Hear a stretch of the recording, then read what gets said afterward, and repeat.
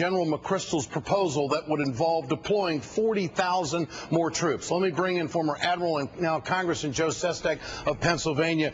Congressman, good to have you with us tonight. Good, Ed. Was it good for the president to do what he did last night, and how much of an impact do you think it had on him? I think this was extremely important for him to have gone there. There are so many great young men and women that raise their hand and say, "Here am I, send me," and none of them come home like they did the other evening. No, I think it shows a due recognition that he understands the challenges and the responsibility he has in this decision he has to make. I'm also taken, however, that he is now looking not at the central government as the partner we need. They are too corrupt, even with a change in election, to be dependent upon them.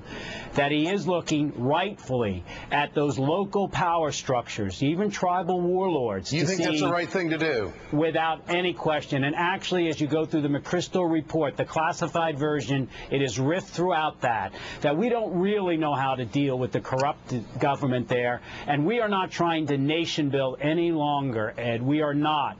We just want to leave behind an inhospitable condition for Al-Qaeda to ever come back. Okay, so and buying off warlords is probably the way we have to go. Okay, so it sounds like the president is thinking about compartmentalizing the country and going where they need help and depending on the Afghans for maybe some security and peace where they have made some other progress. Now with that, does this mean that the president's very close to a decision here, and how many troops would it take to do that? What does the word militarily mean? Narrower. What does that mean? I believe that what you're going to see is that he is very close, and I think he needs to be, actually, Ed, to a decision. I think he's taken great deliberation, rightfully so, in doing this, because he has to judge, is Pakistan going to do their job on the other end of the border? What about our army that is in such a dire state of poor readiness that it can't respond elsewhere in the world? He has to consider all those factors.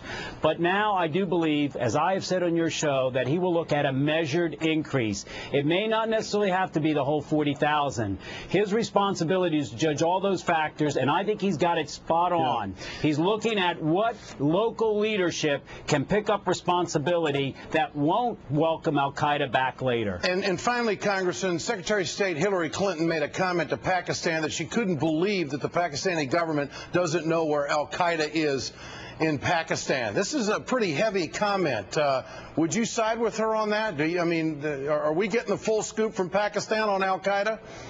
You know, you know how I'm a very big supporter of Mrs. Clinton, but no, let me tell you, if the United States doesn't know, I'm not sure that I don't think the Pakistani government knows. May there be some individual or intelligence service who knows? Yes, but that does not mean that those at the top know. Now, I honestly believe that the value to getting Al-Qaeda is too great for that government not to do it, both to us and to them. No, I honestly believe they don't. Congressman Joe Sestak, appreciate your time tonight. Thanks so much. Thank you for having me, Ed. Coming up, Republican